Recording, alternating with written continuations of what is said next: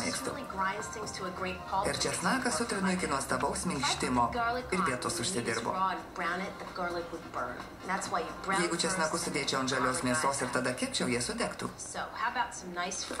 Todėl reikia pirmą paskrudinti mėsą, o tada ištrinti česnaku. Paimkim keli šviežius laiškinius svogūnus, jie labai pagyvins skonį. Dabar pastarnokai. Noriu, kad ir jie būtų išraiškingi. Taigi 2 valgomieji šaukštai sidro acto. Sudėkim ir porus. Labai daug porų. Metas sumokėti druskos mokestį. Įpilam kokį puodelį raudonojo vyno. Galima ir daugiau. Grįžkim prie mūsų solisto. Jau galime tepti.